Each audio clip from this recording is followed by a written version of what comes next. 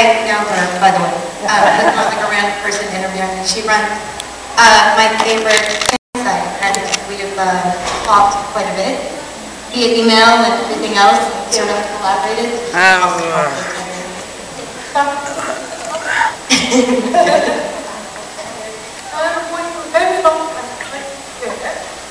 Let's start with Heather.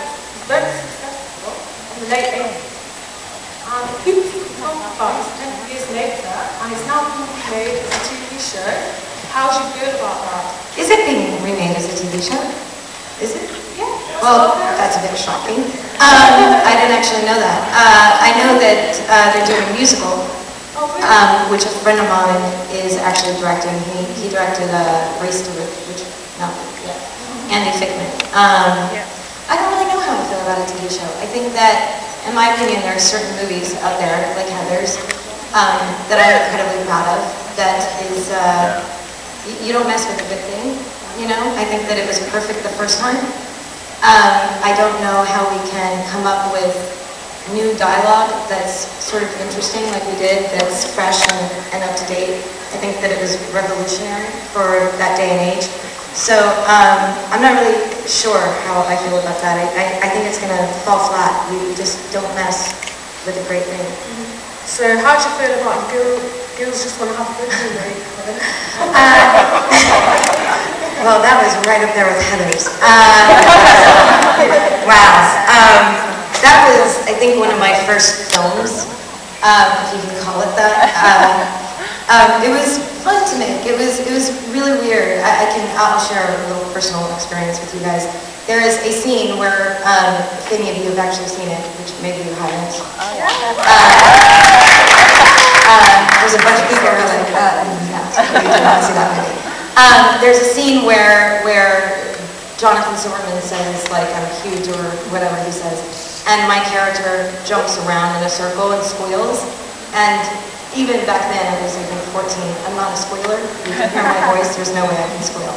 And the director, I believe his name was Chuck Russell, kept wanting me to squeal and be excited.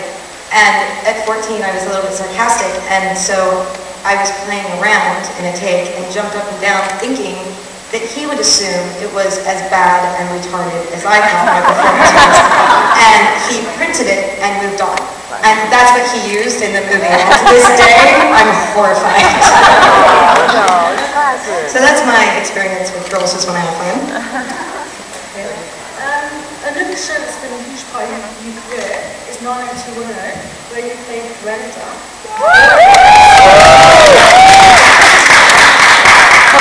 Such a success that there's even a spin-off on air, where I know you made 7 guest appearances.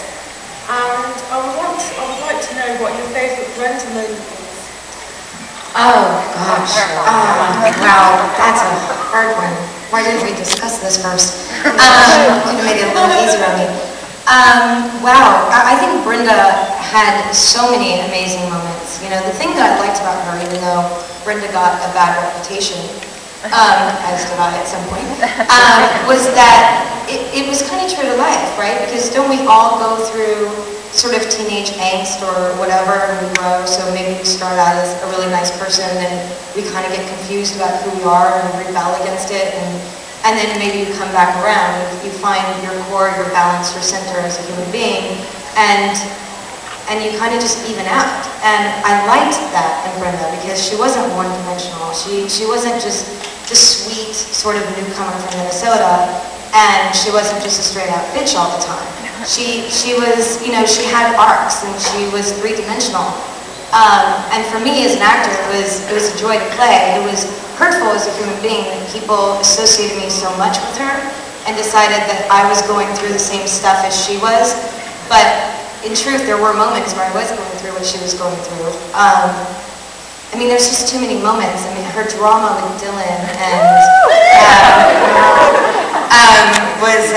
was really cool, and you know, the French episodes where Tori and I went to France, it was a lot of fun. I thought the wardrobe got really cool all of a sudden. Like, it wasn't the 90s jeans up to here, you know. Thank you guys keep having me sign those pictures, and I'm humiliated by them. I'm like, oh my God, no, really? You know that?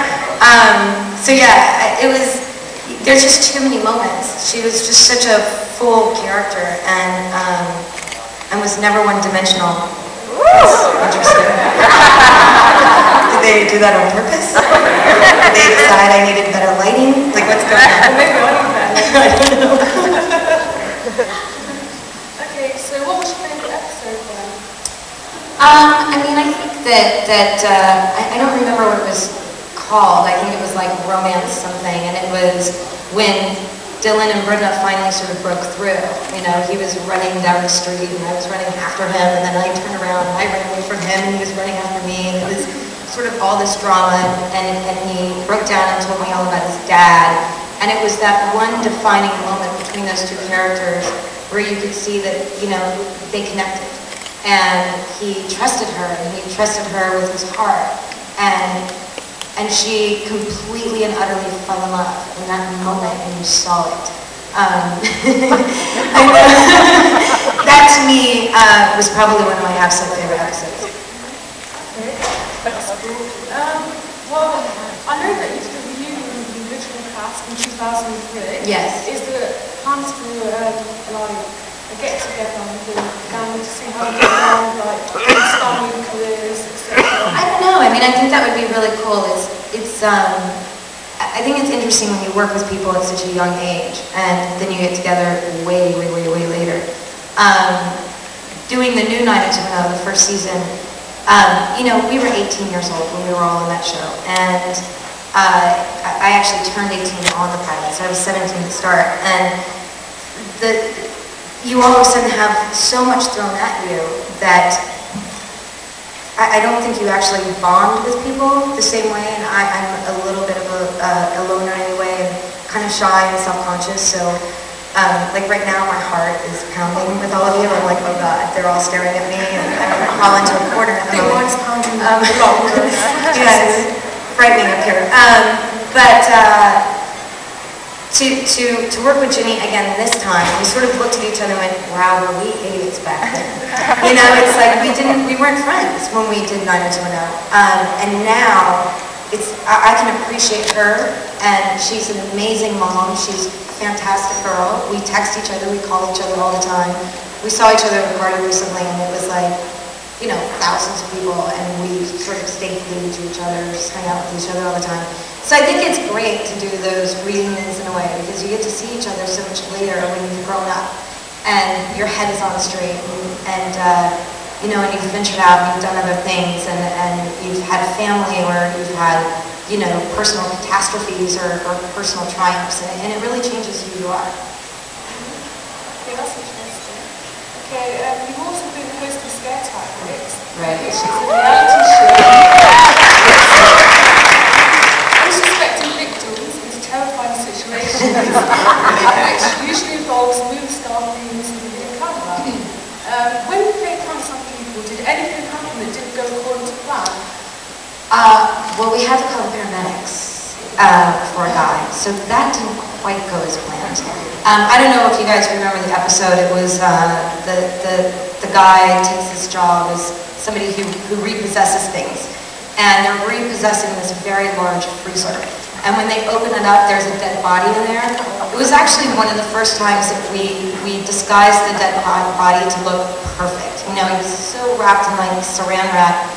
And the guy opened it up, closed it immediately, and if you notice, the skit got cut very fast. It's because he started hyperventilating. He couldn't breathe. We thought he was going to faint. We thought he was having a heart attack. We had to come out and be like, dude, we're so sorry. It's just a prank. It's okay. Nobody's dead. It's all good. Some psycho's not going to come out and hack you up and put you in a freezer too. You're fine. You know, we had paramedics come out and test him. Afterwards, he was, you know, joyous and crazy, and he loved it. Another one is one of my best friends. It was the episode with the taxi cab, where my best friend and I are in a cab and we're going somewhere, and we run over a guy, and the taxi cab driver is like, you know, we're gonna take off, and my friend is like this very large dude from Cuba, and he thinks he's super tough, right? He starts crying like a little bitch. Seriously, he is freaking out, and he tells tells the cab driver, he's like, just let us out. We don't care about that dude you just ran over.